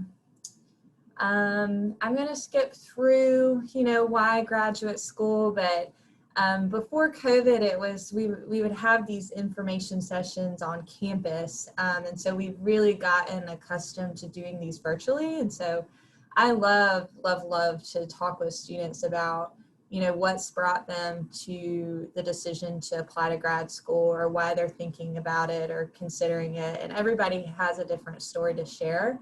But these are just some of the reasons why we find that students are pursuing grad school, wherever they are in their walk of life. So, like I said, I'm not going to spend too much time on this, but Jan and I are excited to work with you and to hear your story too. So the graduate school as a whole, again, we have our 3, and if you count online programs, 4 different locations: Hickory, Asheville, and Columbia, South Carolina. Typically our average class size is about 20 students. It definitely depends on the program, but for you all in a counseling program, on average, it's about 20 students. In the fall is our largest enrollment cycle, so it could be upwards of 25, but they really try to keep our class sizes relatively small. That way you get that individualized attention from our faculty, and can really make those connections with other students in your classes. Dr. Jordan highlighted this, but typically a full-time course load for our grad students is going to be taking 9 credit hours or 3 classes in a semester. And then our program is flexible. So I would say that is a huge benefit of our program, whether you choose to come to LR or if you're looking at different counseling programs. Something to consider is how they're structured, for sure. So our program, we understand that life happens and things come up to where one semester you might be able to take the full course load of 9 hours, no problem. But then your next semester, something may have happened. Maybe you got hired in a new job, and you need to take 6 credit hours instead. You have the flexibility to do that in our counseling program. And like I said, I think that's a really big benefit for our students. Let's see. Those are the main highlights for that. These are all of our academic programs that we offer across our campuses. Again, we offer clinical counseling on all 3 campuses: Hickory, Asheville, and Columbia. And then we offer school counseling only in Hickory and Asheville. So these are just some highlights of our Hickory campus if you have never been to our main campus here. This top picture, that is the graduate school, or where our graduate school offices are held. So my office is in there, and that building is currently being renovated for the summer. So we're super excited about that, and really making it a space for our graduate students to come on campus and kind of join together. So that's where we are. The Rhyne building is where a lot of your counseling classes will be. So the majority of them are in that building there on campus. Here are some highlights of the beautiful, beautiful Asheville campus. I'm jealous of the views that Jan gets in the building that she's in, but our Asheville Center is in the Chamber of Commerce building on the 2nd and 3rd floors of that building. And is a really great space, great location for our Asheville students as well. And then our Columbia campus, we are partnered with the Lutheran Theological Southern Seminary in Columbia, South Carolina. We also offer occupational therapy on that campus. So we have our, it's pretty new. I don't remember when it was built, but recently established Health Sciences Center where occupational therapy students have classes. But our Columbia counseling students will take their classes on our Columbia campus.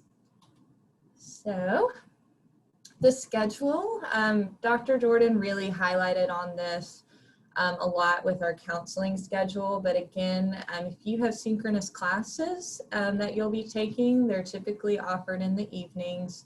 after 5 o'clock to help accommodate for students who are working during the day.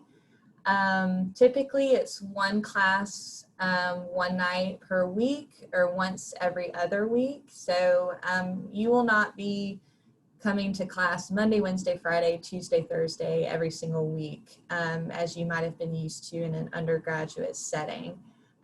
So again, it's like one night per week, once every other week.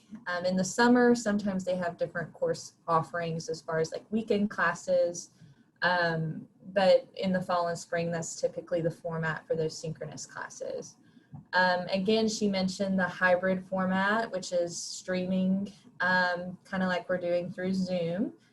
So some professors have it set up to where you can do that option as well. And then there are a handful of counseling courses that are strictly online. The majority of our students do work full-time and do the program. So I think, again, you know, a lot of our students, they've got to support themselves, and we understand that. So our program is designed for the working professional. The application. So it is an online application.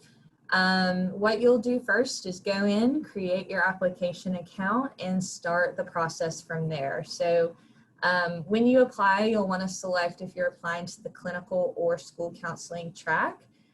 Say you're on the fence about this, you certainly can change that track once you're in the program.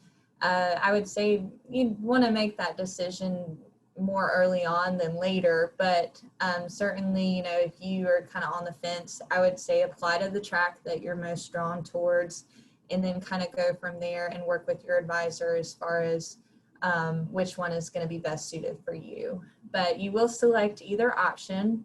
If you're wanting to do the dual track where you have the clinical add-on or school add-on, there is not an application option for that. So it's just clinical or school, and then you kind of make that decision if you want to add on while you're in the program. You'll select your campus location. So again, Hickory, Asheville, or Columbia. We can waive your application fee. So normally that fee is $35 to apply. But if you use this LRU Grad 21 code on your application form, that will waive your application fee for you. So saving you money there. Also, on your application form, there will be a question, which I'll explain this a little more in depth in just a second, but there will be a question that asks if you're applying through our career admission track. At this time, due to COVID, we're waiving the test requirement for fall and future semesters. So you will want to select yes to that question, because what that does is it automatically waives that standardized test requirement and populates that you need a letter of recommendation instead, which I'll get into those admission requirements. But we recommend you just go ahead and select yes to that, so it will automatically waive that test requirement for you. We do need all official transcripts from your previous institutions, so that does include, you know, whether you attended one four-year institution and we just need that one transcript, or if you had applied or had attended any community colleges previous to the school that you earn your bachelor's from, we need each individual transcript sent from that school. So please just know that in the application process to list all of the schools that you've attended, and that we would need each individual official transcript. And these are, you can send them electronically to this address or by mail as well to that address listed here. Okay, application deadlines. So we are still accepting applications for the fall. Technically, our priority deadline for the fall is approaching on August 2nd. So it's about a month away, roughly. And so we recommend, if you're looking at the fall semester, to go ahead and start that application process as soon as possible. The sooner you're able to work through the application, the better. But you do have until August 2nd to have that application completed. We will work with you after that date if needed, but these are our recommended deadlines. That's why we phrase it as a priority deadline. If you're looking at the spring of 22, that deadline is going to be December 1st. And then if you're looking all the way out to summer of 22, that deadline is going to be May 1st. So, anything else? So again, our admission requirements are listed here. So due to COVID-19, we did make the decision to waive the MAT and GRE test requirement for our applicants. So we are planning to continue with this requirement and have found that students are very fond of that. And I have taken both exams, and if you can avoid taking them, I certainly would. But so these are, at this time, our application requirements. So you submit your application form. Again, we emphasize that you select that you're applying through our career admission track. Then you will click submit. So once your application form is complete, please click submit. I know it's scary, but I promise that's just step one of your application process. Once you click submit, then you will see your checklist items where you can upload these other requirements for admission. So our baseline GPA we look for is a cumulative 2.7. You will see that your official transcripts are needed. So you'll see the schools that you listed and the transcripts that we have, don't have, and what we're waiting on your checklist. We do need one letter of recommendation. That could come from a faculty member, employer, or supervisor. And then we ask for a resume and essay. So you will see where you can upload your resume and essay within your application portal once you've clicked submit on that application form. For the essay, we look for about 2 pages double spaced. And really, this is the part of the application where we get to learn about you. So we don't have a strict prompt that we ask for, but really, I just encourage applicants to tell us about yourself, your story, why you're applying to graduate school, and particularly here at Lenoir-Rhyne. You can talk about any career, education experiences that may have led you to the decision to apply, where you see yourself in the future, so any career goals that you have for yourself and how our program will help you in advancing into those career goals and meeting those goals. And like I said, just really making the essay your own and allowing us the opportunity to learn about you. So, and then also, if there is a part of your application that does fall short of one of these requirements that we're looking for, our counseling faculty are open to conducting interviews with students. So we may ask for an interview upon request, especially more so now that we're not requiring that GRE or MAT. It is not required to have an interview, but it may be a request from our faculty. So pre-COVID, these were some of the other ways that students were able to have their test score waived. So having an undergraduate cumulative GPA of a 3.5 or above, or already having a master's degree with a 3.0 GPA.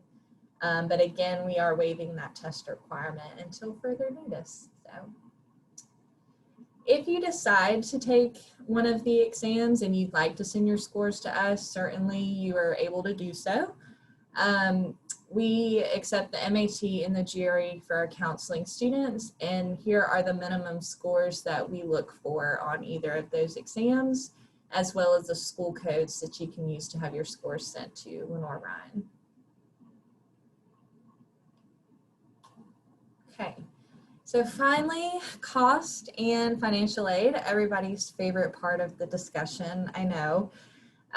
So our cost for the counseling program is applied by the credit hour. So for the 2021-2022 academic year, the cost per credit hour is $670 per credit hour.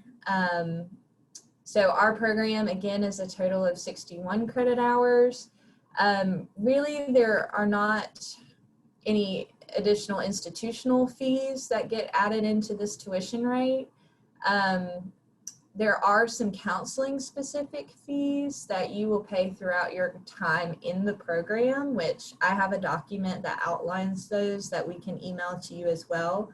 But those things are like a background check, your liability insurance through the American Counseling Association, certain assessments that you'll take in certain courses in the program. So there are a few fees specific to our counseling students here and there, but really our tuition rate is our tuition rate. The other thing to consider is your cost of textbooks, which there are certainly ways to save on textbooks, and then of course any living costs or things that you would need in addition to your tuition to consider. But our cost per credit hour again is $670 for the 2021-2022 academic year.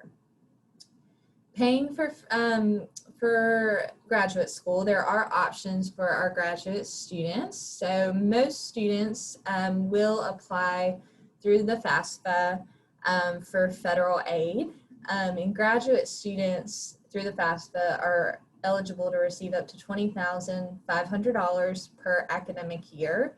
And this is through the direct unsubsidized loan. So that loan does go a long way. You do not have to take out that full amount if you do not need it. And we certainly recommend you only take out as much as you need each semester. And you would work with our financial aid office to kind of gauge that based off of your financial needs. So that loan can be split between your fall, spring, and summer semesters if you choose to take summer classes as well. There's other options as far as the Graduate Plus loan. So that comes in if you need additional aid in addition to that $20,500 that you would receive with the direct unsubsidized loan. So just know that that is also an option that you can apply for. I do get the question, are there any grants or scholarships that I can apply for through Lenoir-Rhyne? And unfortunately, I have to say no. There are no grants or scholarships that we offer through the institution, but certainly our faculty are pretty good about sending us information on external scholarships, so anything specific to counseling students. They're pretty good about sending that information out to y'all. So in addition, there's private loan options. There's North Carolina loans that you could look into through CFNC, so the North Carolina Student Assist Loan. I know that loan has no prepayment, origination, or application fee associated with it. So that is definitely a good option.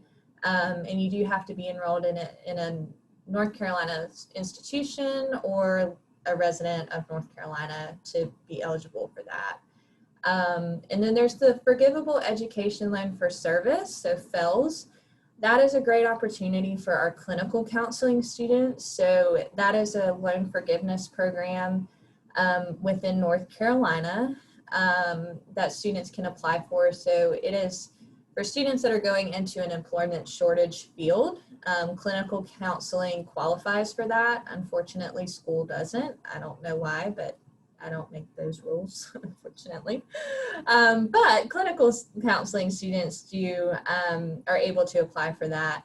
And a certain amount of your loans can be forgiven for the amount of time that you choose to work in that employment shortage field in North Carolina. So definitely something to look into as far as helping pay for grad school. Those are the main highlights of financial aid and cost. We did get an LR Partners question, so I want to make sure I highlight that. But we did talk a little bit about graduate assistantships. I think we covered that pretty well. Again, those are limited positions, but a great way to receive tuition remission if you have the time in your schedule to where you can work about 20 hours a week for the university. Most of those positions become available in the fall. Occasionally, we'll see one posted for the spring, but those are really great opportunities to make connections on campus. Our LR Partners program. So this is a tuition discount program. We are partnered with local agencies, businesses, school systems, just a plethora of partnerships that we've developed in the Hickory, Asheville, and Columbia areas. So we have a list of those and are always looking to establish new partnerships. So what that means is the more employees from that business, school system, agency that come through our grad programs, the higher the tuition discount rate. So it could be that if you work for one of our LR partners, that you receive a 10, 15, or even 20% discount off of the cost of your tuition. So that's pretty significant. Again, like I said, we're always looking for new partnerships. So if you work for a company or an agency that we're not partnered with, certainly reach out to us and we can maybe set you up with Susie Chandler, who is our LR Partners representative, to look into maybe establishing that partnership. Can I ask a question about that? Mm-hmm.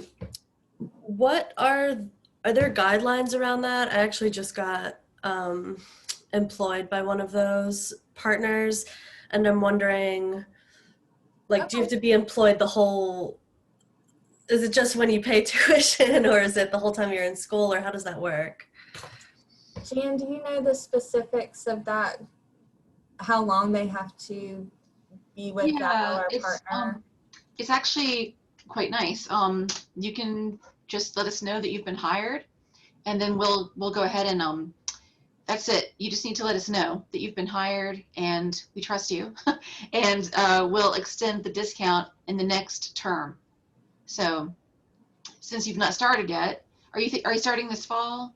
That's what I'm considering. Yeah, okay, that's good. That's good. So yeah, so you would just let me know, which you have. So, tuition goes by the semester or by the year, or how does it Yeah, so work? no, once for the partners, it depends. Like, you can set up different payment plans, but what they'll do is, so if you're letting me know now and you're starting, say, in the fall, then that's it. Your bill for the rest of your time here is going to have that discount on there.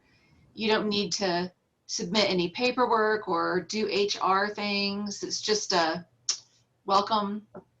Glad you're working for an LR partner. Here's your discount. The only time it would change is if more people, for which organization is it with?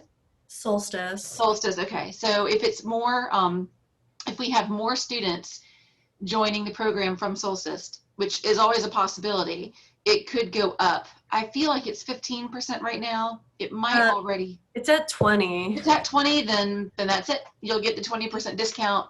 It doesn't ever get any higher than 20%, but we're also, should enrollment drop, we're not going to suddenly take away 5% and just start giving you 15%. You're going to always get that 20%. Or if I stopped working there in a few months, or once maybe after I started school.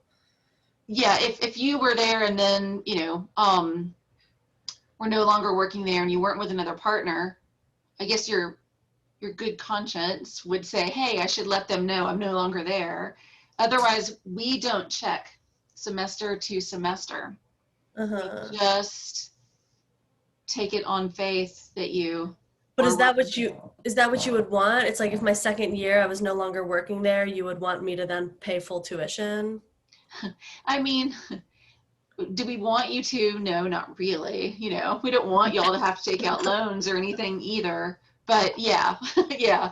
I guess it would be good too, because it is with a partner. So, keeping that relationship good with them, just know there's always a possibility that it could come up inadvertently in a conversation with the partner, because we do check in with them about once a year to see who might consider joining the program. So yeah. So it's all honor. It's an honor system. Yeah, exactly. You might not just like slam me then with a bill, but if it's fishy. Right, exactly. And we would let you know if we wouldn't just take it away. We would contact you and be like, oh, did you stop working?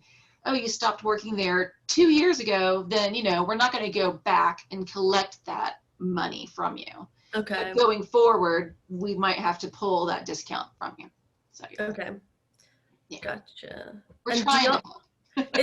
is admissions collected, I mean, is there an option to pay, like, are there options of if you don't take out a loan, or if you do take out a loan, of like paying it monthly or paying it every year or all at once? Like, are there varying options? Yeah, so the loans you can pay while you're in school if you want to pay the interest, or you can defer the new loans. You know, you can defer that so that you're not paying that while you're in school. Or if you want to pay out of pocket, then there are payment plans of 10-month and 8-month, or you can pay by the term. So, yeah. And for the discounts, if y'all go to the website and go all the way to the bottom, there's a little section called Community Partners. And if you check on that, you'll see it says LR Partners. There's another tab, but then that shows you all of the partners that we have. It's usually pretty well up to date. We just signed one on in Catawba County somewhere, I think. I can't remember the name of the organization, but a lot of recovery centers and health organizations, counties are part of this. And so if you are looking for employment in this field, then absolutely, you know, look through this list and see if, you know, there's some ideas for places you can look for jobs. Then yeah, I mean, 10 to 15 to 20%, why not, right? By that same measure, if you also were just working at Ingalls part-time or Biltmore seasonally, you would also get an LR partner discount. So even if it's not to do with counseling, and there's a lot of partners that are listed, and unfortunately they're not broken up by location, but most of them, the location's in the name, or you'll know, like y'all know that Biltmore is in Asheville, that Ingalls is all over the place, you know, so y'all will know when you look through the list too. But you can always just email Nichole or I, and we can let you know what that discount is as well. But it's going to be anywhere between 10, 15, or 20%. So it's going to be one of those three for the partner. So good questions. Yeah. And then lastly, the thing I'll highlight is just our Alumni Advantage. That is for our students that are alumni of Lenoir-Rhyne. They get a tuition discount through us as well. Say you're an LR partner, you work for an LR partner and you're an alumni, we take the higher of the two discounts. So,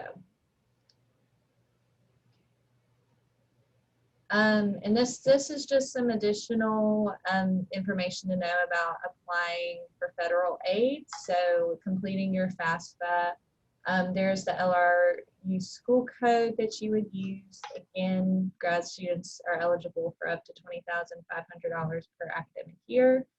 The current interest rate for that direct unsubsidized loan, but currently there is a 0%. I'm sure that some of y'all have been notified of this, but there's a 0% interest in administrative forbearance now through September 30th on loans due to COVID-19. So just keep that in mind too. And then these were just some of our counseling highlights. Again, Dr. Jordan did a great job of highlighting all of this information. But here is all of our contact information if you need us. So again, I work with our Hickory and Columbia counseling students, now so Columbia counseling students. Jan is our Asheville enrollment counselor. Dr. Gre is really a great point of contact for our Hickory campus, Dr. Jordan for Asheville, and Dr. Robinson for Columbia. So we are all open to working with you and helping you from one point of the application process to the final steps of getting enrolled. So just don't hesitate to reach out if you have any questions about the program, about the application process. We're here to help you. So I'm gonna go ahead and stop sharing my screen. I know that was a lot of information to throw at you. Anybody have any questions before we wrap up today? I really appreciate all of y'all hanging in there with us. a long session, I know, but hopefully it was really good information for you.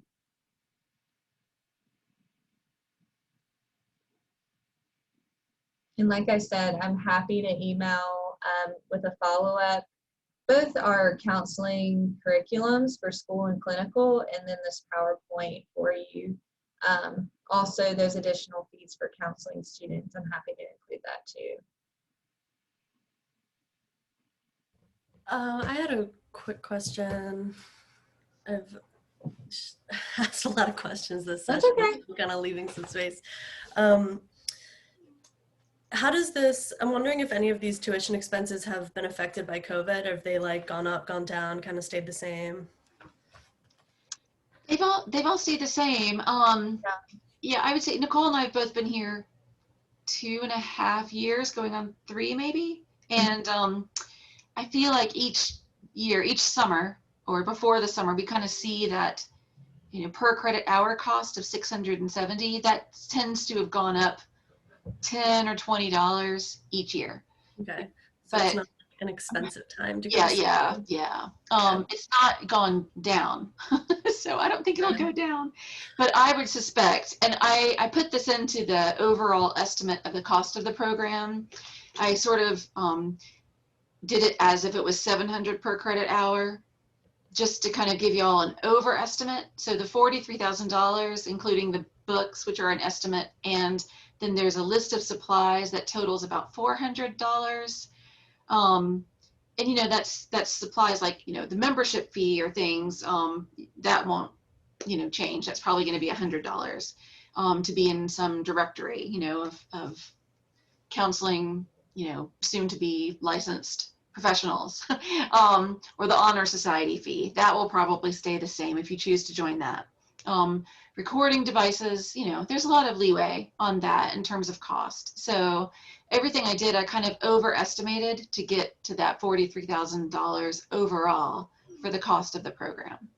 So hopefully figuring in the $670 per credit hour, and I'm just assume by the time y'all graduate from the program, it will be at $700 per credit hour at least, and maybe 720, you know, so, well, we shouldn't take any huge jumps. So, Okay. or Nichole and I would cry and, you know, ask them to rethink that. Yeah. So yeah. And I did have a question about just what y'all thought of like how elements of this program differ from Western. So I want to leave space if other people have like more relevant questions to admissions, or if I should just email someone, y'all can just direct me to that. But as far as like admissions, and also how y'all have this really fast track admissions, and kind of how and why. So yeah, I don't want to take up too much space. I don't know, y'all decide. No, I can definitely help with that too. So yeah, why don't you and I set up a time and talk. I mean, I don't know much about the Western program, you know, other than just, you know, cohort based, and you know, in terms of cost and everything, I had looked that one up to kind of compare it to ours, because that does tend to be one that we cross applications with. But from what I understand, the differences are pretty big other than that. And I don't know if it's the in-person component. Location is, you know, quite different as well. You know, being over, I can, you know, by the airport or Arden, that area, Biltmore Square. But yeah, I feel like Kylie, who is our grad assistant, I feel like she may have gone to the Western open house to discuss, you know, a couple of years ago, to discuss their counseling program. So yeah. But the fast track for admission, no, that's just because Cole and I are just ready to get students enrolled and everything. So pretty much the minute you apply, we're just going to kind of be like, all right, let's complete that application, and then let's just get you accepted, and then let you have your moment with the financial aid counselor. And you'll also, there's an open session for everything to do with financial aid, loans, the disbursement, the advances. That's going to be Friday, August 13th at 11 a.m. And so you'll be able to be a part of that. We have orientation on Thursday, August 19th, starting at 2:30. And after we do the graduate school orientation, we'll have an orientation for the counseling program. So that orientation day is going to go from 2:30 until 6:30, all virtual. And that's, you're going to get so many fine details about the program and about graduate school. You know, we're going to tell you all how to use the library, and the library is online, you know, for Asheville.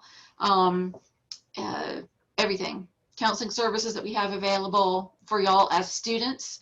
Let's see, APA style writing. You know, I mean, there's, you know, every little tiny detail that you're forgetting to ask now, which it sounds like you asked some really good questions, but I'm sure you're going to think of something, you know, and like, oh, I forgot to ask about this. Definitely ask me, ask Nichole. But yeah, orientation, we're going to go over everything with a fine tooth comb and answer all questions. And the program orientation, so that it does seem like really fast. And, you know, August 23rd, I'll be here before you know it. But that's the first day of classes. So yeah.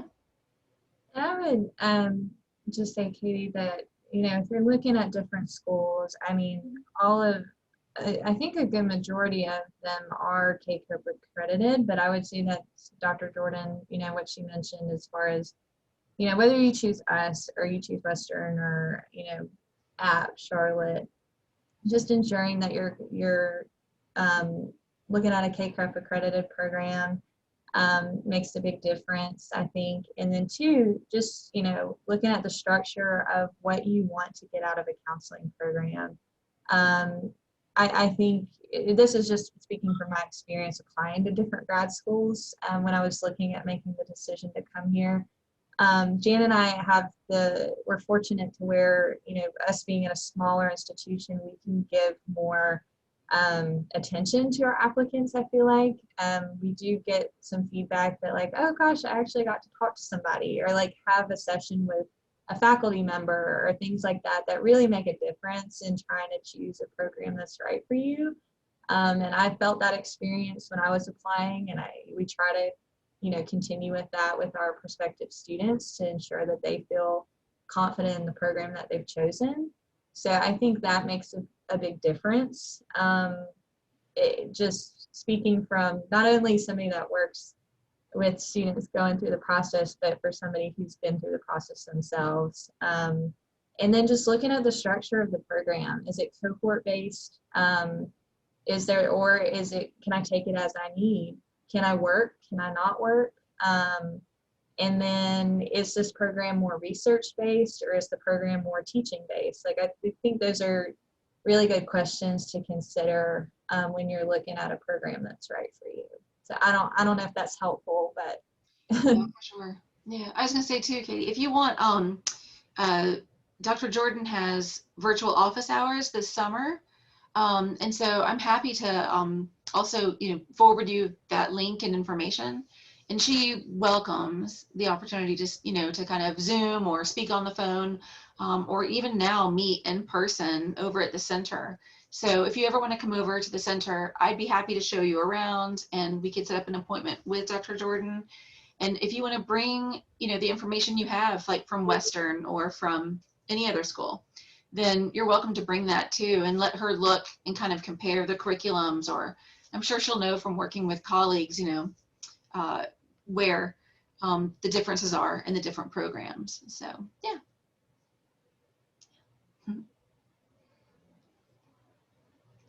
But all really good questions, y'all. This is good. So yeah. So Jan and I think we'll hang out for anybody else that wants to, you know, ask any questions for us. But with it being 2:05, I think we'll go ahead and end our session for today. Again, thank you, each and every one of you, for taking the time out of your day to learn more about our program. Yeah. You today, and to have the opportunity to share all of the great things about our counseling program with you. So like I said, we'll hang on so everybody has that opportunity to ask any lingering questions you still have, but feel free to continue with your day. But it was great to have you and meet you. Thank you. Thanks, y'all.